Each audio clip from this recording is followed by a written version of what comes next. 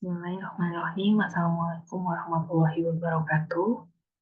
Selamat berjumpa kembali adik-adik serta rekan-rekan sekalian. Pada kesempatan kali ini saya akan mencoba untuk sharing terkait langkah-langkah yang dapat dilakukan untuk mengetahui berapa sih derajat gelatinisasi yang bisa kita ketahui dari hasil analisis menggunakan DSC seperti itu. Oke, jadi yang akan saya sampaikan pada pertemuan atau sharing kali ini ada beberapa bahasan, yaitu yang pertama terkait pendahuluan, kemudian dasar teori meliputi gelatinisasi, dan akan dijelaskan secara singkat prinsip dasar dari analisis thermal menggunakan DSC. Yang ketiga, kita akan bahas terkait metodologi atau tahapan-tahapan yang akan dilakukan untuk perhitungan. Dan yang terakhir yaitu pembahasan. Kita masuk ke topik yang pertama, yaitu pendahuluan. Di sini dikatakan bahwa salah satu karakteristik fungsional teknis pati yang sangat penting, yang sangat memegang peran penting dalam menentukan karakteristik dari produk pangan ialah gelatinisasi pati. Tentunya kata atau istilah gelatinisasi sudah tidak asing karena pada kenyataannya fenomena ini itu sering kita jumpai pada kehidupan sehari-hari seperti itu.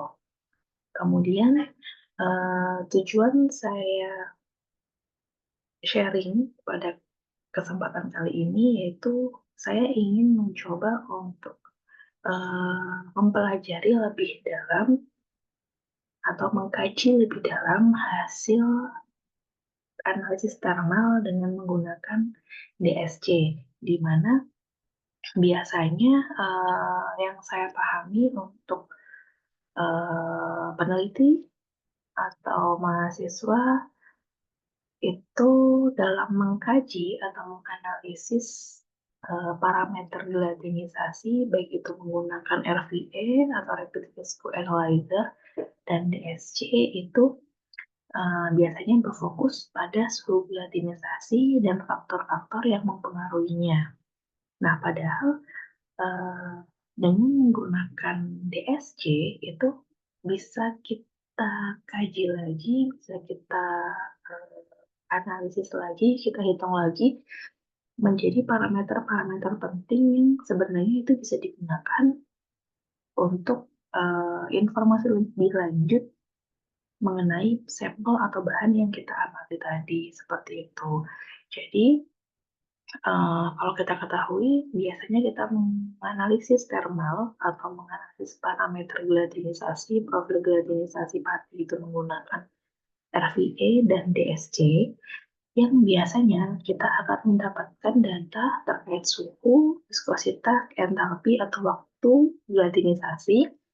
Nah, sekarang dari analisis DSC tadi, kita akan pelajari lebih lanjut bahwa dari data tersebut itu kita bisa melihat seberapa banyak sih pati yang mengalami kerusakan, seberapa banyak sih gelatinisasi itu terjadi seperti itu. Nah, di mana parameter itu bisa kita gunakan untuk memperhitungkan atau menentukan parameter kinetika dan termodinamika yang pada nantinya dapat kita manfaatkan untuk optimasi proses pengolahan, utamanya pada bahan-bahan atau produk-produk yang menggunakan bahan berpati. Nah, dasar teori di sini sekilas akan saya sampaikan apa itu pati. Pati merupakan polimer alami yang banyak ditemukan pada sereal liah dan umi-umian. Bisa dari beras, bisa dari kentang, umbi, talas, dan lain-lain. Dan pada bentuk aslinya, pati itu berbentuk butiran yang biasa kita kenal dengan granula pati. Daerah kristalin terdiri dari double helix amylopektin dan daerah amorf itu dibentuk oleh rantai amilosa dan segmen amylopektin yang bercabang. Jadi kalau kita ketahui biasanya pati itu mengandung amilosa dan amylopektin di mana amilosa merupakan rantai lurus atau empat glikosidik dan amilopektin memiliki rantai bercabang 1,6 glikosidik. Nah, di sini kita dapat lihat bahwa dari granula pati itu ternyata susunannya selang-seling seperti yang ada pada gambar itu, ada dari daerah semikristalin dan daerah amorf. Kemudian uh, kita juga perlu memahami apa sih fenomena gelatinisasi pati itu. Di sini ada beberapa definisi dari beberapa peneliti atau ahli. Yang pertama, gelatinisasi dapat dikatakan sebagai suatu fenomena kerusakan pati, yaitu rusaknya ikatan antar molekul pati ketika pati itu dipanaskan dengan keberadaan air. Jadi tanpa adanya panas dan air, pati itu tidak akan bisa atau tidak akan mungkin dapat mengalami gelatinisasi.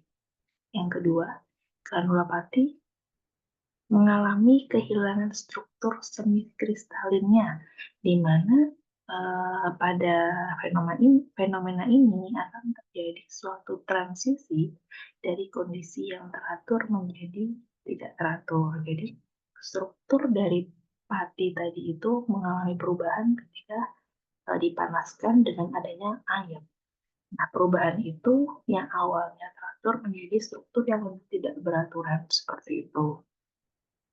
Dan yang ketiga, gelatinisasi di sini didefinisikan sebagai suatu proses transisi fisik yang bersifat endotermis, yaitu reaksi yang melibatkan proses pembengkakan granula pati, pelelehan, hilangnya sifat birefringence, dan kelarutan pati.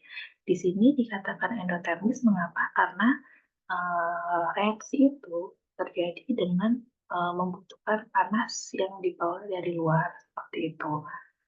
Kemudian di sini ada beberapa tahapan gelatinisasi itu dapat terjadi.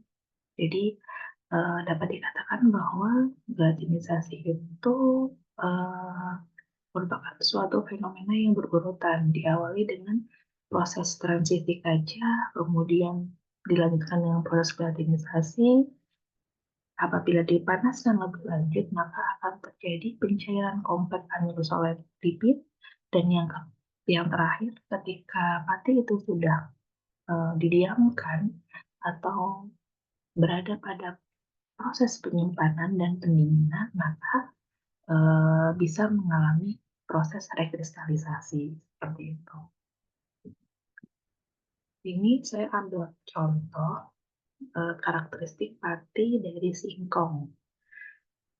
Ada karakteristik fisik, kimia, dan fungsional teknis, ada profil gelatinisasi yang dianalisis dengan menggunakan RPE, kemudian ada juga karakteristik gelatinisasi yang dianalisis menggunakan DSC. Nah, biasanya yang menjadi perhatian kita itu yang saya beri tanda biru. Amilosa amilopektin mengapa penting? Karena memang perbandingan di antara keduanya itu dapat mempengaruhi karakteristik pati yang dihasilkan. Kemudian dari kedua analisis ini, baik menggunakan RPE atau DSC, kita sama-sama bisa mengetahui berapa suhu gelatinisasi pati tersebut. Di sini untuk pati singkong dengan dua varietas yang berbeda memiliki suhu gelatinisasi berkisar antara 71 hingga 72 derajat Celcius. Kemudian di sini untuk di RVE itu diketahui bahwa pati mengalami gelatinisasi atau mencapai viskositas puncak itu pada menit ke 4,98, tetapi di DSC itu tidak dapat diketahui, ya kan? Karena nanti kita akan bahas bahwa analisis DSC itu yang muncul hanyalah grafik antara suhu dan aliran panas seperti itu. Nah, tapi dengan kita mempelajari materi ini, kita akan bisa menghitung juga berapa sih waktu yang dibutuhkan untuk pati singkong ini mengalami gladinisasi atau di awal gladinisasi mencapai puncak gladinisasi atau bahkan di akhir gladinisasi seperti itu. Kemudian di sini ada beberapa faktor yang mempengaruhi gladinisasi pati. Yang pertama yaitu asal botani, kandungan airnya, suhu, keberadaan gula, garam, lipid maupun proteinnya. Jadi tidak heran apabila dalam suatu pengolahan pangan, formulasi itu juga sangat penting untuk menghasilkan produk dengan karakteristik yang kita inginkan. Nah, kemudian saya akan sedikit menjelaskan terkait prinsip analisis menggunakan DSC.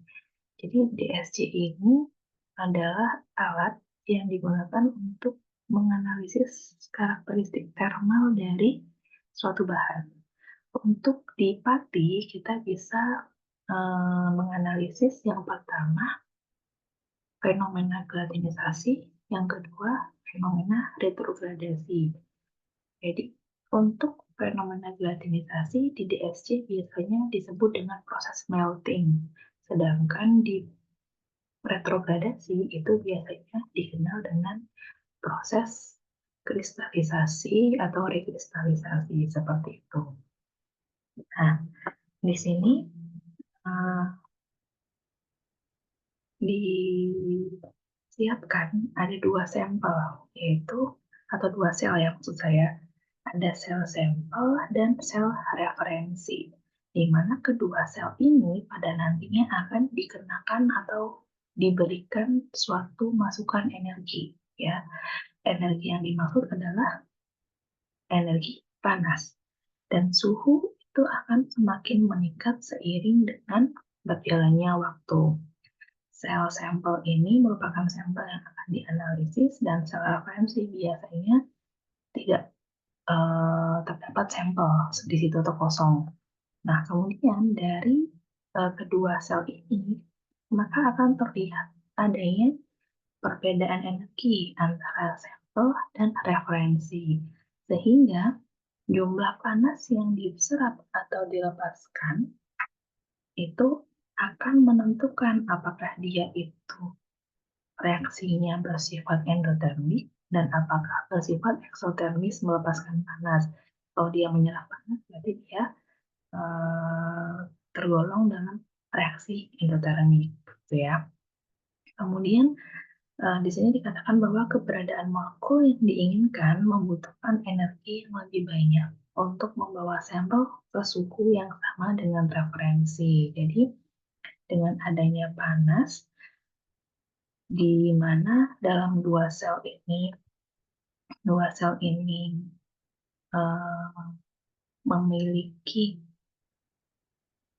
yang satu sampel yang dianalisis dan satu sampel kosong, maka keberadaan sampel tadi akan mengakibatkan perbedaan energi sehingga bisa dikatakan sebagai jumlah panas yang diserap atau dibutuhkan.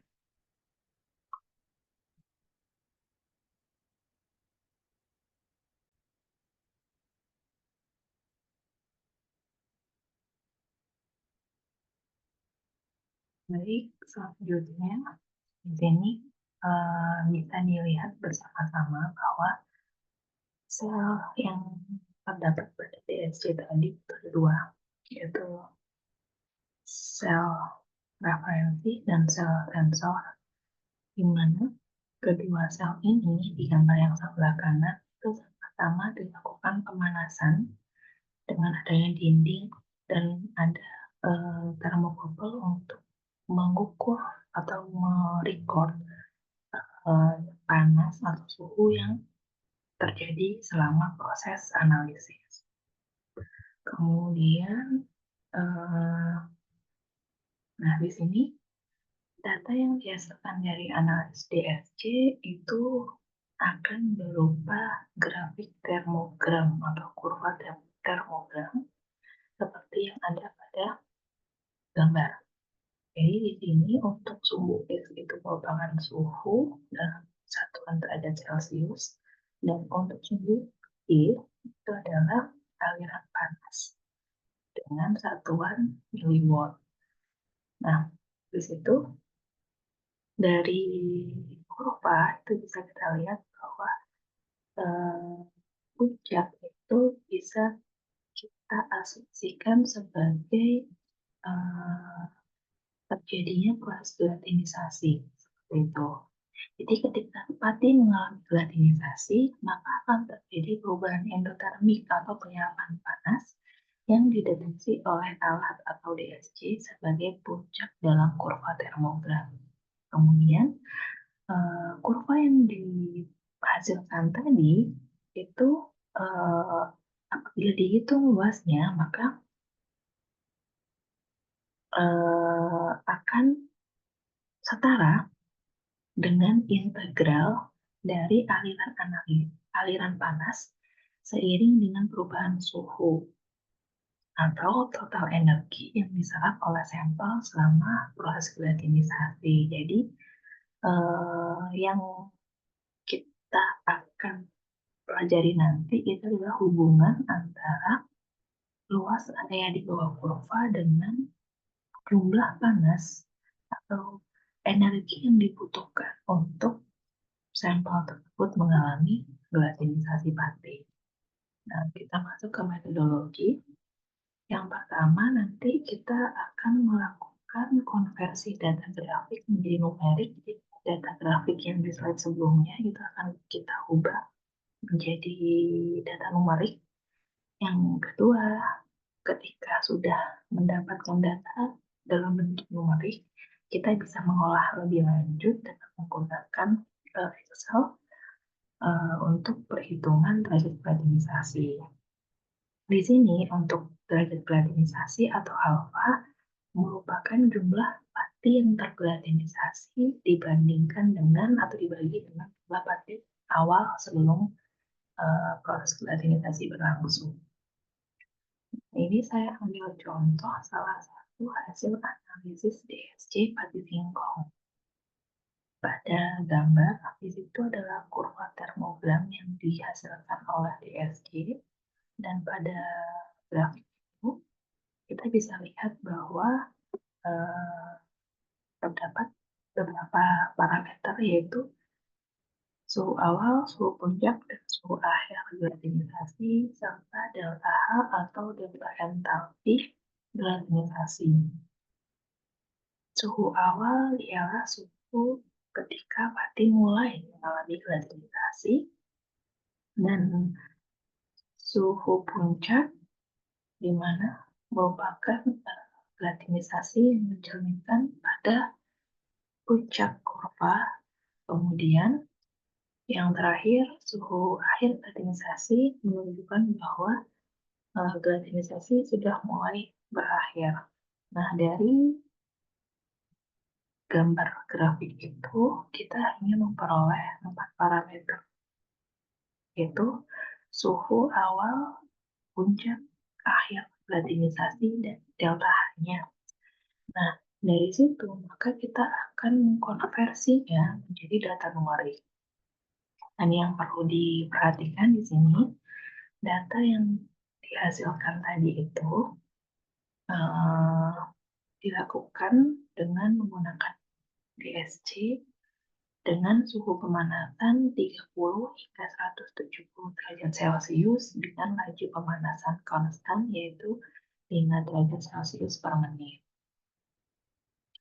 Kemudian di sini yang sebelah kanan itu adalah data hasil konversi dari grafik yang tadi.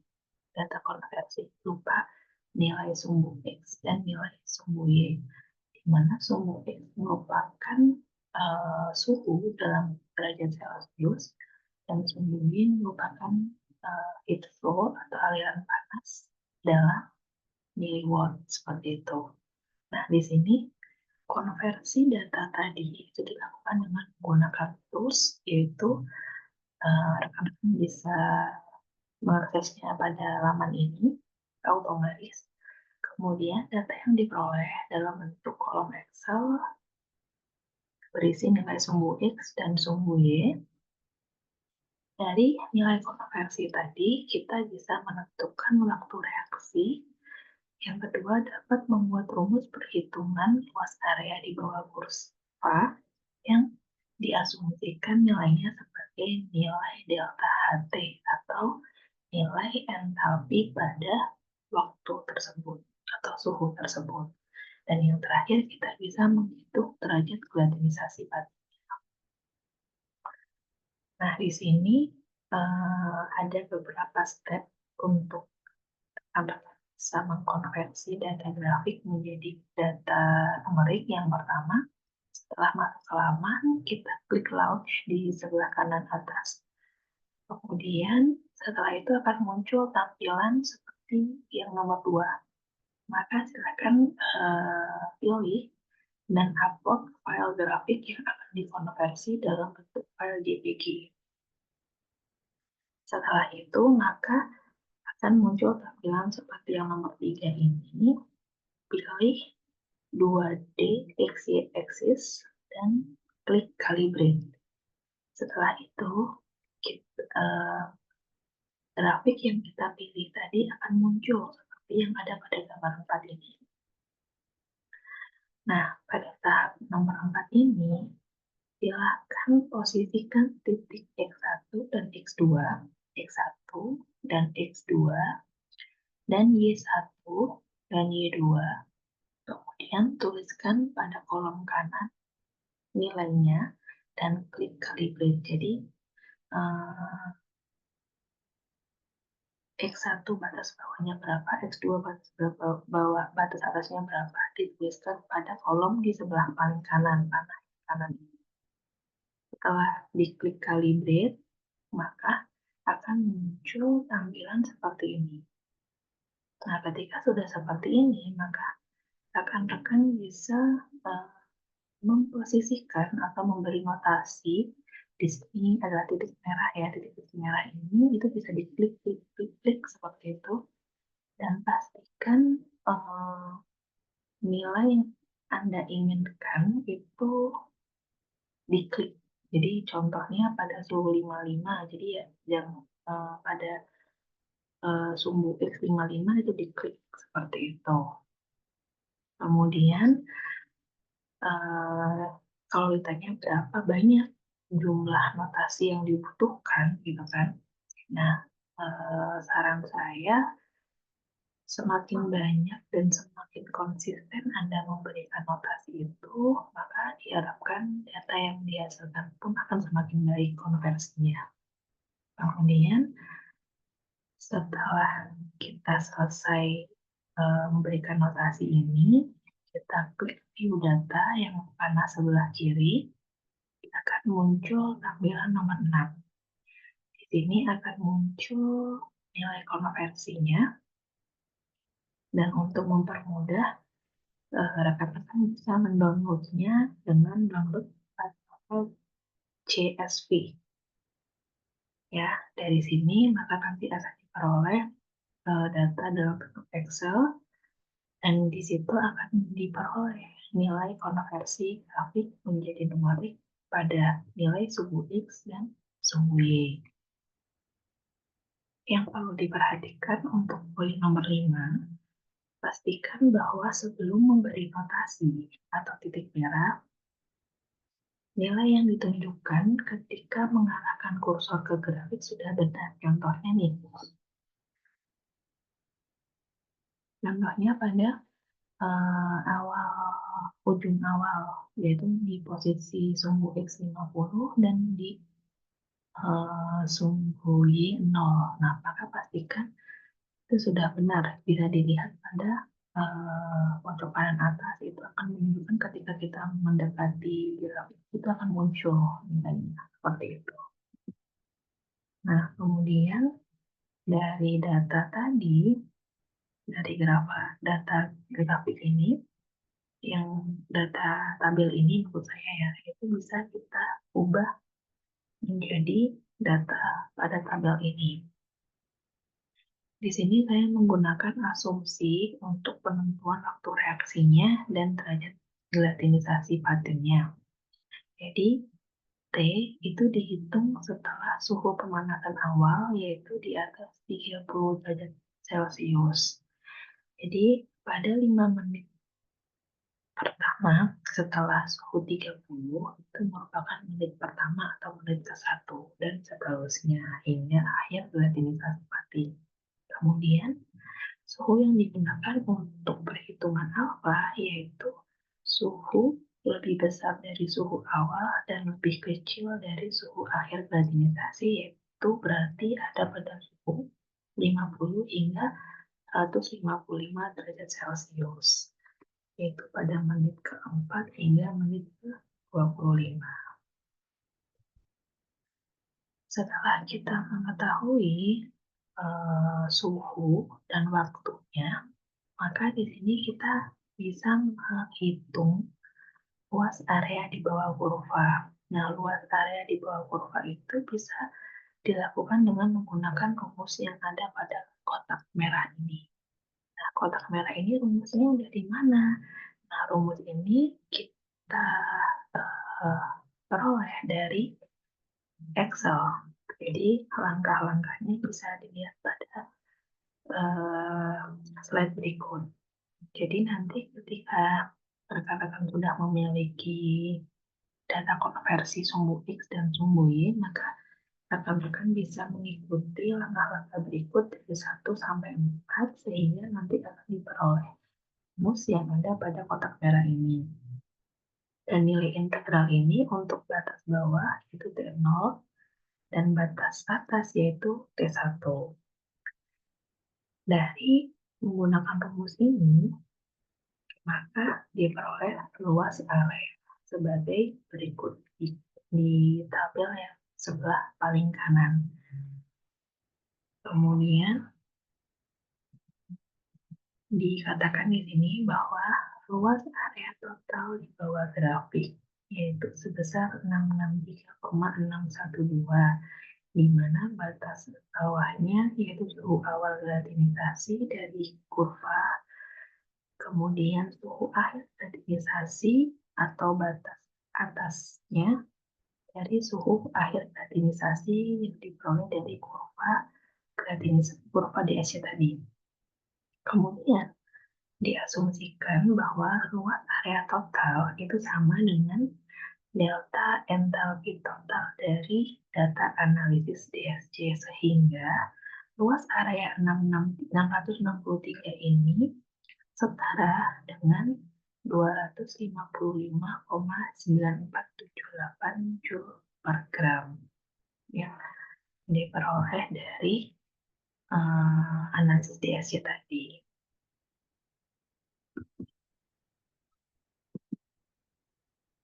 Setelah kita mengetahui luas area dari masing-masing suhu atau waktu tadi, maka kita bisa menghitung juga berapa entalpi pada suhu tersebut. Jadi, contohnya pada suhu 50, padahal tadi gelatinisasi itu T0-nya ada pada suhu 46 nih. Nah, berarti pada suhu 50 itu energi panas yang dibutuhkan berapa sih? Gitu kan, itu bisa dilihat dengan cara menggunakan rumus ini.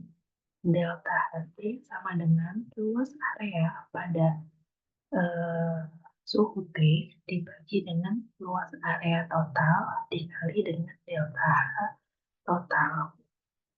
Luas area T ini diperoleh dari tabel yang ini, yang sebelah kanan sendiri. Jadi luas area pada suhu 50 adalah 81,646 dan seterusnya.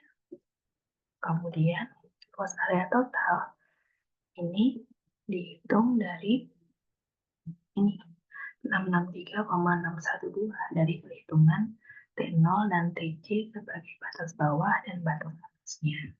Karena karena nilai delta dari AMSDS itu dalam satuan joule per gram, maka kita harus mengkonversinya menjadi joule per mol. Dan setelah dikonversi, nilainya setara dengan 41.501,25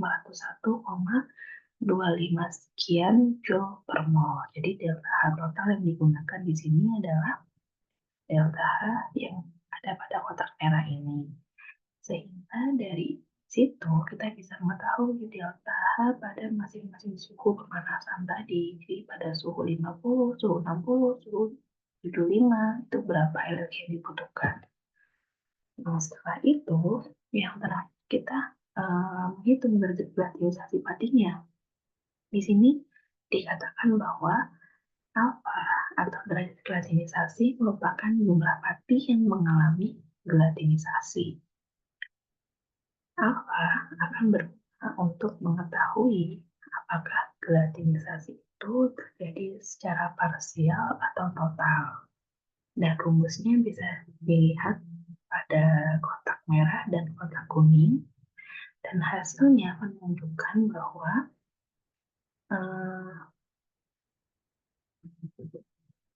pada suhu puncak, yaitu suhu 95,68 derajat Celcius, itu nilai alfa atau derajat relativisasinya sebesar 0,49. Atau dapat dikatakan bahwa pada suhu puncak relativisasi itu terdapat 49,4% pasti mengalami perubahan atau transisi atau kerusakan, dan sisanya masih belum. Dan ketika dipanaskan lebih lanjut, di sini pada suhu sekitar di atas 150 derajat Celcius, nilainya mencapai hampir satu nilai derajat relativisasinya seperti itu. Nah, ini kalau di sini yang warna kuning, alfa TP atau derajat relativisasi pada suhu puncak itu sama dengan nilai delta H pada suhu puncak dibagi dengan nilai delta H total. Nilai delta H suhu puncak itu bisa dilihat dari nilai delta H yang ada pada sini.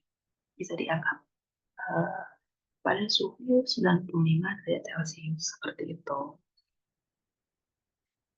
Kemudian dari situ kita bisa menghubungkan apa sih korelasinya antara hasil analisis DSC dengan parameter relativisasi. Ini dengan menggunakan hasil analisis thermal menggunakan DSC, kita dapat memperoleh beberapa nilai. Yang pertama, suhu awal, suhu puncak, dan suhu akhir relativisasi pati. Yang kedua, delta entalpi relativisasi pati. Kemudian dari situ kita bisa mengetahui apakah nilainya itu positif atau negatif. Kalau dia positif berarti dia merupakan reaksi endotermik, dan ketika negatif maka reaksinya tergolong eksotermik. Dan yang terakhir, kita juga bisa mengetahui derajat relativisasi pati pada suhu dan waktu tertentu dengan perhitungan lebih lanjut.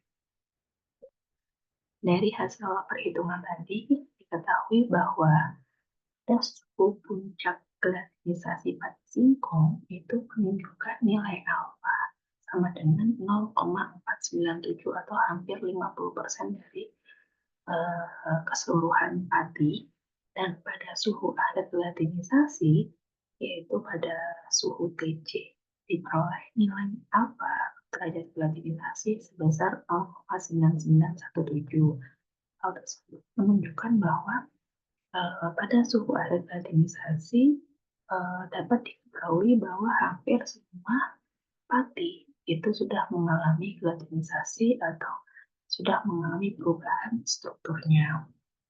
Dan yang terakhir, relativisasi pati merupakan reaksi endotermik yang membutuhkan panas dari luar yang dapat dilihat dari nilai perubahan entalpi positif seperti itu ya. Jadi seperti yang dikatakan di awal bahwa volatilisasi itu akan terjadi ketika adanya air dan panas. Ketika dengan adanya air tanpa panas, maka tidak akan bisa terjadi. Dengan adanya panas tetapi tidak ada air, maka juga tidak akan bisa terjadi seperti itu.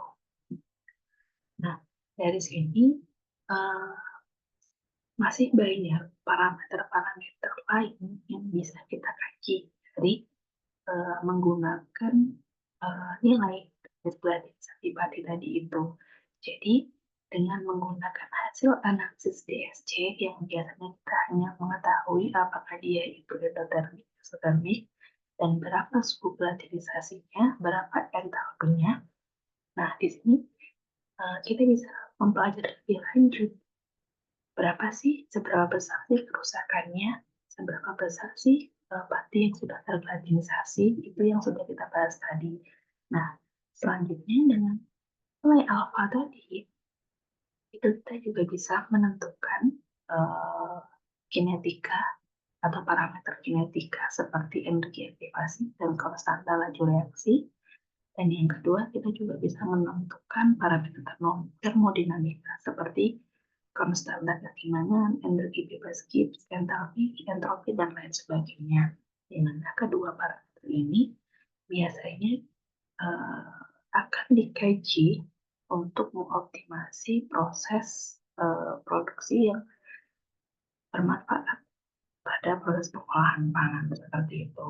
Dan insya Allah nanti selanjutnya uh, kita akan coba pelajari lagi bagaimana menghitung uh, parameter kinetika reaksi dan termodinamika dari hasil analisis DSC yang kita punya. Jadi, mulai sekarang, ketika adik-adik atau rekan-rekan sudah memiliki data DSC, maka alangkah baiknya tidak hanya disajikan pada tabel yang meliputi suhu dan entalpi, tetapi bisa mengkaji dan menghitungnya lebih lanjut. Salah satunya yaitu seberapa besar kerusakan pati yang diakibatkan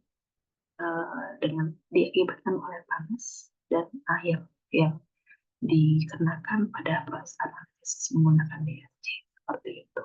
Semoga bermanfaat. Apabila ada yang ingin ditanyakan, boleh menulis pada kolom komentar atau mengirimkan pesan melalui email. Terima kasih. Sekian yang dapat saya sampaikan.